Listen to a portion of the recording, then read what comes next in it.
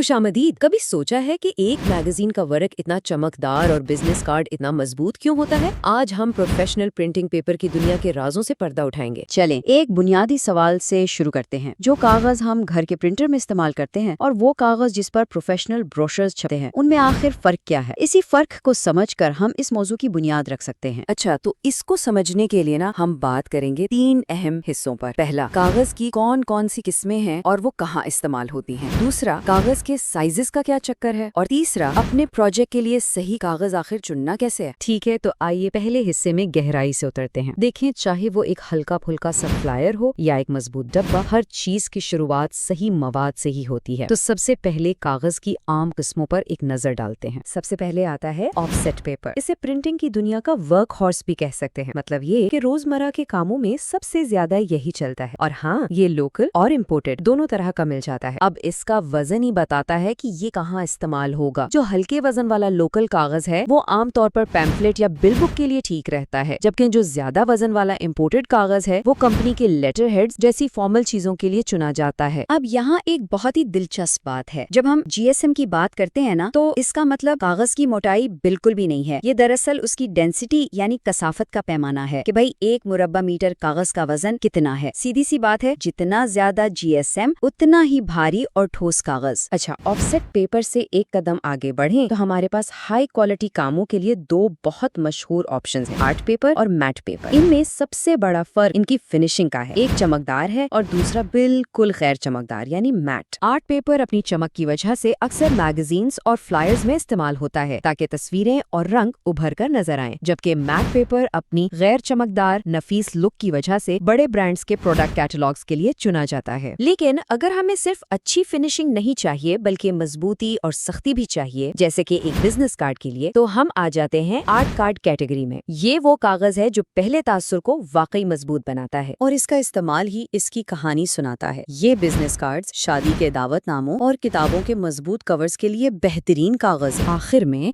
कुछ खास किस्म के कागज भी हैं जो आम प्रिंटिंग से हटकर खास मकासद के लिए बनाए गए हैं, जैसे इश्तिहारों के लिए खुद चिपकने वाले स्टिकर्स और दवाइयों या दूसरी चीजों की पैकेजिंग के लिए मोटे बॉक्स बोर्ड्स। तो अब हम कागज की किस्में तो जान गए, चलें अब दूसरे अहम हिस्से की तरफ बढ़ते हैं, कागज का साइज। ये अक्सर लोगों के लिए ना थोड़ा कंफ्यूजिंग होता है, लेकिन असल में ये बहुत आसान है। यहाँ सबसे अहम बात ये समझने की है कि प्रोफेशनल प्रिंटिंग में कागज A4 या लीगल साइज की छोटी शीट्स में नहीं आता, बल्कि ये 23 बाय 36 इंच जैसी बहुत बड़ी शीट्स की शक्ल में आता है, जिन्हें बाद में काटा जाता है। और ये सिस्टम बहुत ही सादा तकसीम पर मबनी है। एक बड़ी शीट को आधा काटा जाता है, फिर उस आधे को मजीद आधा काटा जाता है और बस ये सिलसिला ऐसे ही चलता रहता है। इसी तकसीम के निजाम की वजह से ये एक स्टैंडर्ड चार्ट बनता है जिसे प्रिंटर्स इस्तेमाल करते हैं। इससे वो हिसाब लगाते हैं कि एक बड़ी शीट से मतलूबा साइज कैसे निकाला जाए ताकि कागज कम से कम जाया हो और प्रोजेक्ट की लागत भी कंट्रोल में रहे। तो अक़साम और साइजेस की समझ के साथ कोई असल में सही कागज का ऑर्डर कैसे देता है? ये हमें एक बहुत अहम सवाल पर लाता है। क्या कागज बनाने वाली कंपनी या ब्रांड से वाकई कोई फर्क पड़ता है? क्या तमाम मैन्युफैक्चरर्स का म्यार एक जैसा ही होता है? बिल्कुल फर्क पड़ता है। मुख्तलिफ मैन्युफैक्चरर्स अपनी क्वालिटी और कीमतों के लिए जाने जाते हैं। कुछ A क्लास ब्रांड्स बेहतरीन हमवारी और रंग की यकसानियत देते हैं, जबकि दूसरे ज्यादा बजट फ्रेंडली ऑप्शंस होते हैं। तो यहाँ सबसे अहम नुक्ता ये है कि एक सही प्रिंट ऑर्डर देने के लिए आपको ये 4 चीजें वाज़े तौर पर बतानी होती हैं: साइज, किस्म, वजन और मैन्युफैक्चरर। मिसाल के तौर पर